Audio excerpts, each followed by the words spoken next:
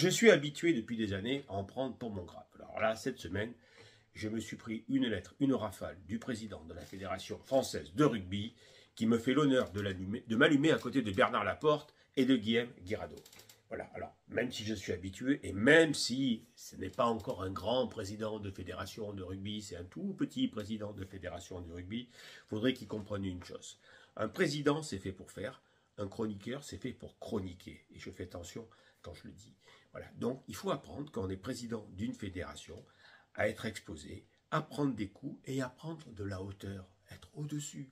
Moi, j'étais le président d'un petit club du sud de la France, comme tu sembles le dire, et des coups, j'en ai pris plein, dans tous les forums, de partout, dans des émissions. Je n'ai jamais répondu à personne parce que j'essayais d'être au-dessus. Voilà, c'est la première leçon de vie, Florian, essayer d'être au-dessus. Je sais que dans ta vie, ça n'a pas été souvent le cas, mais là, comme tu es élu, il va falloir essayer d'être au-dessus et t'y habituer.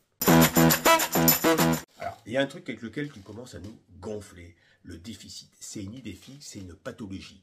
Tu étais resté une semaine sans en parler, donc je pensais que tu étais guéri. Mais apparemment, tu as des rechutes, puisque tu le répètes sans arrêt.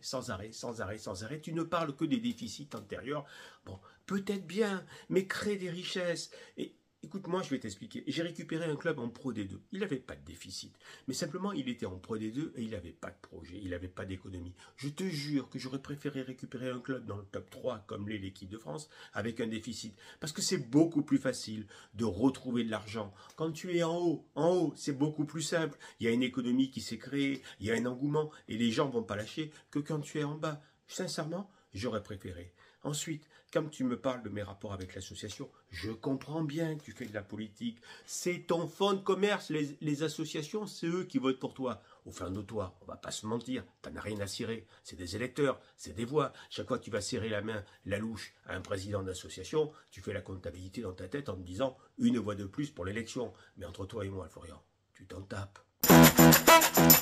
Et Florian, pour ce qui est de la formation, je te rappelle simplement, tu l'as oublié, qu'en 2018, je suis champion de France, espoir, champion de France, espoir, avec des Algeco, et que quand la France est championne du monde en moins de 20, il y a 5 joueurs issus de la génération Algeco avec les espoirs.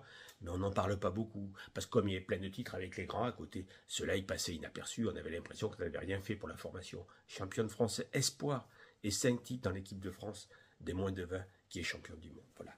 Et puis pour le reste, tu sais, dans le rugby amateur, j'ai sûrement donné plus de pognon que toi. À chaque victoire en Coupe d'Europe toulonnaise, pam, 20%, je crois, de mémoire à la fédération. Sur toute la billetterie, pam, une partie à la fédération.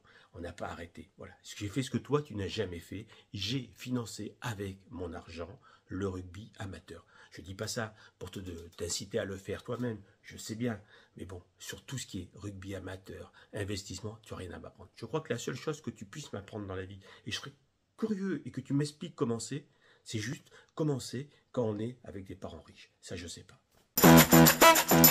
Et pour terminer, je vais te dire pourquoi je t'aime pas.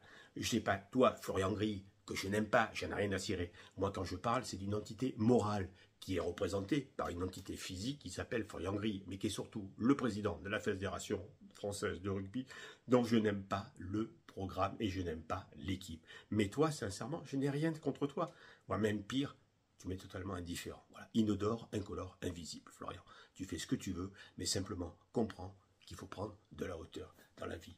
Et quand tu parles de déficit, de celui qui est passé après moi au RCT, que tu n'aurais pas aimé, je te rappelle quand même que le RCT cette année, il a encore perdu 11,5 millions d'euros. Donc celui qui passera après, il ne sera pas heureux aussi. Voilà. Et puis il y avait, comme l'équipe de France, il y avait pas mal d'actifs. Mais ça, vous semblez l'oublier parce que vous voulez vous accaparer systématiquement la victoire d'avoir sauvé, alors que tu vas sauver que dalle. La meilleure preuve en est, le maillot, ben, tu râlais que ce soit Altrad et tu l'as re-signé.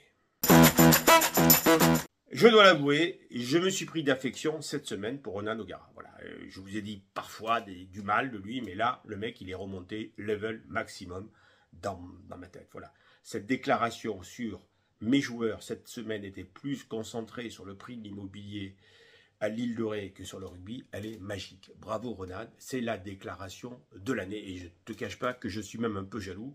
Alors, il y a un petit point commun entre La Rochelle et Toulon en ce moment, c'est qu'à La Rochelle, c'est vrai que les joueurs sont plus concentrés par le prix de l'immobilier à l'île de Ré Et à Toulon, avec ce qui s'est passé la semaine dernière et ce qui risque de se passer dans les semaines qui viennent, j'ai l'impression qu'à Toulon, ils sont plus concentrés sur le prix de l'immobilier au Cap d'Agde en ce moment. Et ne voyez aucun autre lien quand je parle du Cap d'Agde et d'échanges que l'échange Tolofoa-Garbizi. Voilà. Mais surtout, c'est que des échanges et voire même des départs. Il risque d'y en avoir d'autres avec la présence de Laporte et de Colazo à Montpellier et le portefeuille de Altrad.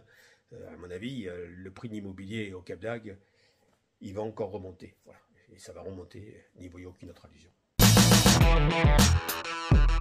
Et puisqu'on parle de Toulon, je souhaite bonne chance à Pierre Mignoni, parce que quand Garbizi, qui va arriver à Toulon, déclare dans la presse qu'il souhaitait rester à Montpellier, voilà, ben, ça sera pas simple à gérer. En tout cas, ça démontre qu'à Montpellier, il n'y a pas de service de communication, parce que c'est très maladroit.